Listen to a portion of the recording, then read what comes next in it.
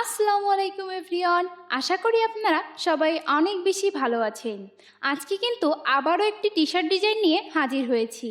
চলুন T shirt ডিজাইনটি শুরু করি। আজকে কিন্তু আমি মাত্র একটি ফন্ট দিয়ে ডিজাইনটি কমপ্লিট করব এবং আমার কিন্তু একটি ভেক্টর লাগবে।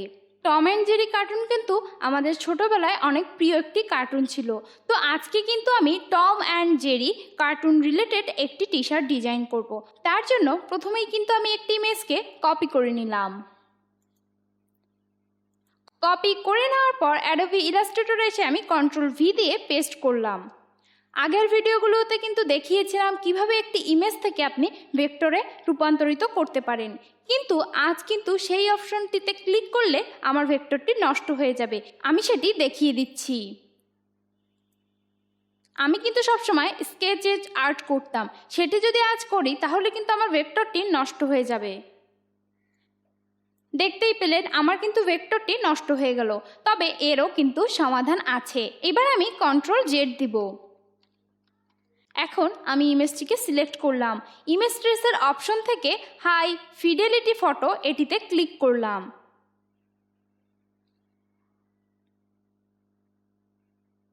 আমার কিন্তু ভেক্টরে পরিণত হয়ে গেল এবং আমি এখন এক্সপান্ড করে দিব।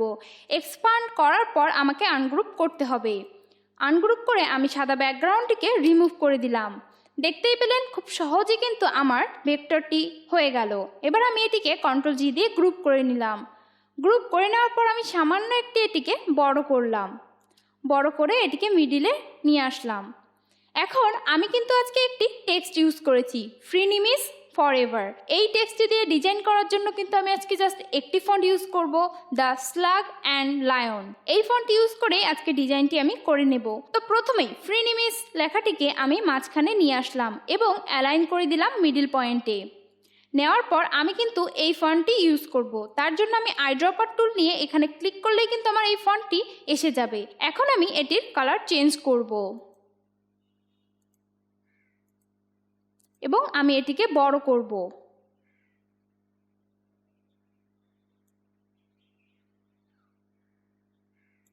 বড় করে নিলাম। আমার কিন্তু এই লেখাটি শেষ। এবার আমি ফরএভার লেখাটিকেও নিয়ে আসব।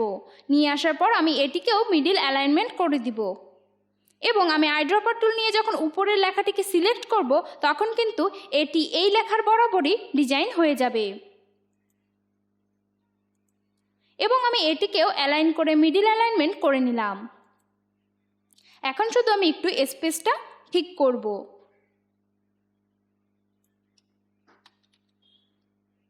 এটির ক্ষেত্রে আমি স্পেসটা ঠিক করব।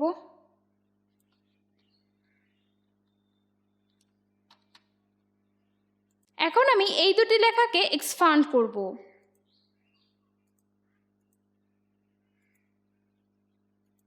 এক্সপান্ড করে নিলাম। দেখতেই পেলেন খুব অল্প সময়ে ছোটবেলার একটি প্রিয় কার্টুন রিলেটেড একটি টি শার্ট ডিজাইন করে দেখালাম। আশা করি আপনারা সবাই বিষয়টি বুঝতে পেরেছেন। ভিডিওটি ভালো লাগলে অবশ্যই লাইক, কমেন্ট, শেয়ার করবেন এবং আমাদের সহজ ভাষায় ইউটিউব চ্যানেলটিকে সাবস্ক্রাইব করে দিবেন। আমাদের পাশে থাকবেন, সাথে থাকবেন। ধন্যবাদ এতক্ষণ ধরে ভিডিওটি দেখার জন্য। আজ এ পর্যন্তই। দেখা হবে ইনশাল্লাহ নেক্সট কোনো টিউটোরিয়াল নিয়ে। আল্লাহ হাফেজ।